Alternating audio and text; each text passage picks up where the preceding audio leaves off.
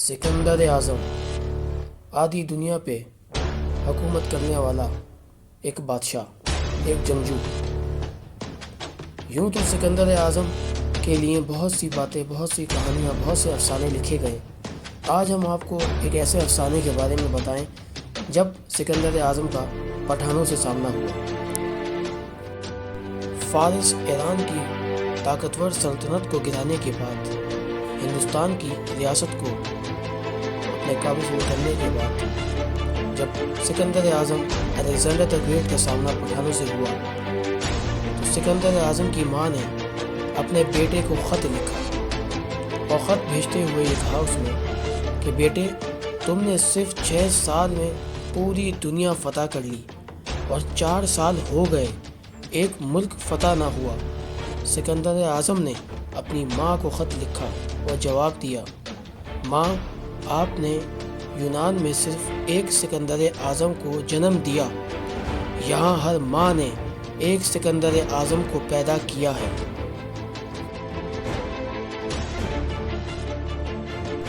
यहाँ एक बात और साबित हो गई कि दुनिया पे काबिज मार्शल आर्ट की जन्मभूमि और शुरुआत करने वाले कॉलोनिस्ट को जब रोमन एम्पायर कहा जाता है, और वहीं के सबसे आला बादशाह, सबसे आला जंगजू जब अपने मुंह से कहता है कि मुसलमान, सहाबा इकराम और उसके बाद पठान और दीगर कौमों के बारे में जब बताता है, तो ये उसके मुंह से अपने सबूत देना है। अब भी हमें यकीन नहीं आता कि हमारे आबा व अजदाद क्या थे, और हम दूसरों को देखकर, गैर मुल्कियों को, गैर मज़हब के लोगों को देखकर अपने आप को हर दिन शर्मिंदा करते हैं। दर हकीकत हम उन जंगजुओं की औलादें हैं जिन्होंने मज़हब के लिए, अल्लाह के लिए, उसके रसूल के लिए जाने दी, कुर्बान किया हर एक शय को।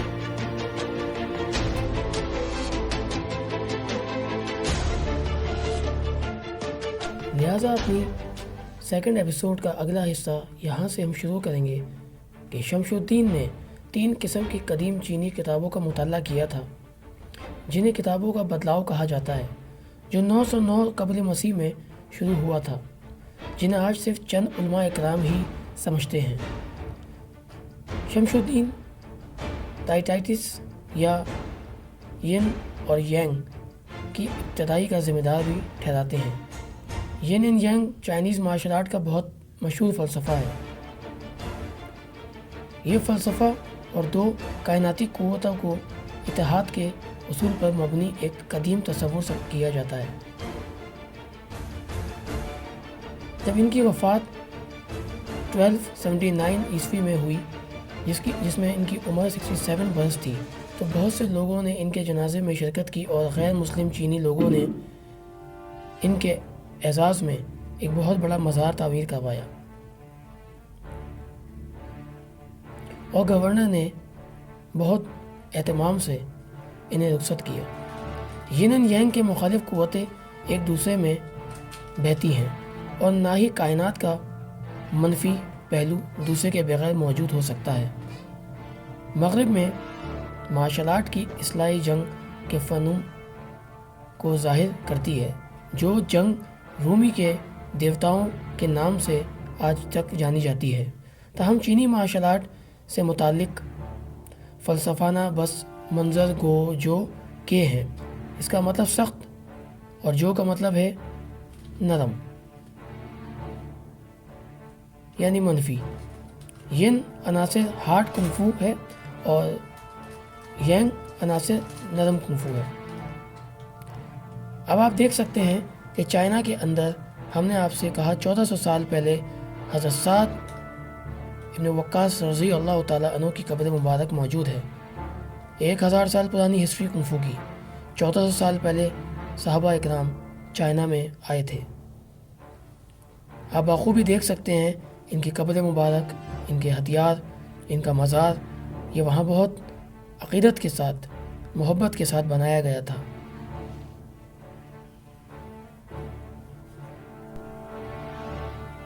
यिन और यांग जिस्म में तवानाई के बहाव से मुताल्लिक़ है, जिसको मार्शल आर्ट ने मुख्तलिफ़ नुक्तों के زیر لڑائی میں استعمال کرنے کے لیے کوشش کی تھی۔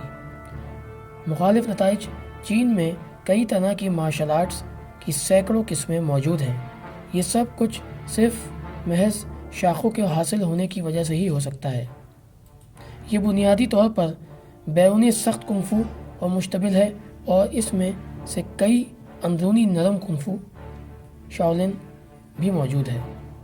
تاہم مسلم کنگ فو چین کے اندرونی اور بیرونی مقابل طرز کے سب سے اچھے لوگوں میں شامل ہے، یعنی مسلم مارشل آرٹ پرانی اور سب سے قدیم اور ایفیکٹو چائنا کے اندر مسلمانوں ہی کی تھی۔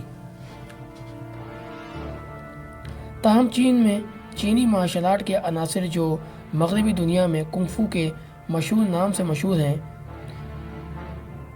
پہلا شہنشاہ ہونگ تائی کی حکمرانی کے دوران 2700 قبل مسیح میں لگایا جا سکتا ہے، جس نے اپنے مخالف کو لڑ کر شکست دی۔ چی یو یو روایتی چینی کشتی کے طریقوں کا استعمال کرنے کو کہتے ہیں۔ اس طرح کی ریسلنگ کا اندازہ مغربی کشتی سے لگایا جا سکتا ہے، جیسے کہ جوڈو، جس میں مخالف کو گرایا جاتا ہے۔ چائنا میں مشہور ریسلنگ کے سسٹم کو شاؤ جاؤ کے نام سے بھی جانا جاتا تھا اور آج بھی وہ سسٹم وہاں سکھایا جاتا ہے۔ اس میں ہاتھ اور کم ٹانگوں کا لات مار کر شامل ہے اور منظم لڑائی نظام کی ابتدائی شاخوں میں سے ایک کے طور پر 700 قبل مسیح میں تیار ہوا، جس نے کنگ فو کے لوگوں کو اس طرح کی ٹیکنیک کا اشتراک کیا۔ مرحوم گرینڈ ماسٹر چیانگ ٹانگ ٹونگ 1905 تک صوبہ ہوئی سے تعلق رکھنے والے ایک حوثی مسلمان تھے۔ چین کے قدیم فن میں شوئے کے سب سے نمایاں ماسٹروں میں شمار تھا۔ مشرقی اور عرب سے آنے والی تعلق معلّہ سے منسلک مارشل آرٹ کہ جس میں اللہ تعالیٰ کا تعلق بہت اہم اور خاص ہے، جب وہ چائنا کی طرف آ کر پھیلا تو اس سے مارشل آرٹ کی گہری صوفیانہ اور روحانی بنیادیں وابستہ ہوئیں، اور جب اسلام کی پلرز اور تعلیمات مارشل آرٹ کے ساتھ پھیلنے لگیں اور لوگوں کو متاثر کرنے لگیں تو وہیں پہ کنفیشزم، بدھ مت اور تاؤزم اور آخر کار اسلام کی نظریاتی فلسفہ عقائد سے وابستہ یہ تمام مذاہب بھی سر چڑھ کر آگے آنے لگے۔ اسلام نے اپنے پیروکاروں کو بھوک کا ایک مقصد اور عمل کے طور پر سکھایا ہے۔ ووشو چینی زبان میں فوجی آرٹسٹ کے نام پر عمل کرنا اور عبور حاصل کرنے کی بیداری پیدا کرنے کو کہتے ہیں۔ اس کی جھلک ایک مشہور اسلامی محاورہ میں ہے جو آپ صلی اللہ علیہ وآلہ وسلم نے فرمایا ایک قول سے ہے، جس سے مسلمانوں کو یہاں تک کہ چین تک علم حاصل کرنے کی ترغیب ملتی ہے۔ مشرقی جنگی مہارتوں کی ترقی میں جو آج ہم جانتے ہیں، روحانی عقائد نے ایک واضح کردار ادا کیا ہے۔ اگرچہ چینی مارشل آرٹ کے ابتدائی 5000 سال سے زیادہ پرانی ہے، لیکن شاولن خانقاہ کی 1500ویں سالگرہ کے موقع پر ایک دہائی قبل ایک اہم جشن منایا گیا، جہاں صدیوں کے مخالف جانوروں کے محتاط مطالعہ اور ان کی لڑائی کی ٹیکنک کو الگ الگ پیدا کر شامل کیا گیا اور ہنر سے مقابلہ کرنے کی مہارت کو واضح کیا گیا۔ ان میں سے کچھ شاولن ہیکل مندر کے اندرونی اور بیرونی حصے سے جسمانی طور پر نقائش ہیں، جس سے ہزار بدھا کا بال،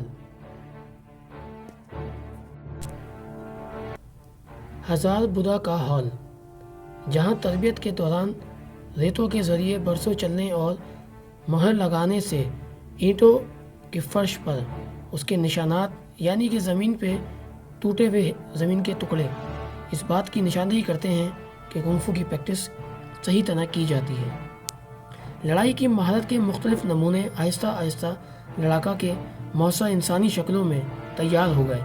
چین میں نولنگ کے نام سے مشہور کنگ فو طرز کی ابتدا منگ خاندان کے خاتمے کے سمیت تقریباً 400 سال قبل شروع ہوئی تھی، جب چین کے صوبے مشرقی شانٹونگ کے ماسٹر وینگ لینگ نے نماز پڑھنے والی منتوں اور ایک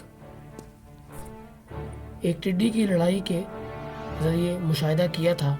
شاولن ٹیمپل چینی زبان میں سے لم جو پورے چین میں ایک مشہور مذہبی ادارہ ہے، ماؤنگ کے قریب واقع ہے۔ صوبہ ہانگ کے شہر کاؤنٹی سے 15 کلومیٹر شمال مغرب میں شوشانگ۔ اس کی تعمیر 495 عیسوی میں شمالی سلطنت شہنشاہ سناؤ وین 534 سے 386 عیسوی کے حکم پر ہندوستان سے آنے والے راہب کے ہاتھوں ہوئی تھی۔ ہم اپنے آنے والی فورتھ پارٹ کے اندر حضرت سعد ابن وقاص رضی اللہ تعالیٰ عنہ کی کس بنیاد پر چائنا آمد ہوئی اور یہاں آ کر انہوں نے کیا تعلیم دی، کیا معاملات ہوئے کہ جس کی وجہ سے چائنا میں مزید تبدیلی آئی، ہم اس حوالے سے آپ کو اپنی اگلی ویڈیو میں ضرور متوجہ کریں گے اور ایک ایسی انفارمیشن مزید دیں گے کہ جس کا کوئی ثانی نہیں ہوگا۔ ہمارا مقصد یہ نہیں ہے کہ ہم لوگوں کو جوابات دیتے پھریں، ہمارا مقصد صرف اتنا ہے کہ ہم اپنے آباء و اجداد کی صحیح انفارمیشن اور کھوئی ہوئی انفارمیشن کو ایک جگہ جمع کر سکیں اور اپنے آنے والی نسل کو حقیقت بتا سکیں۔ یقیناً اسلام اور یہ جنگ الگ نہیں ہے، کیونکہ اگر معصوم اور دین اسلام پر جنگ مسلط کی جائے گی تو اس کا جواب حکمت سے اور جنگ سے ہی دیا جائے گا۔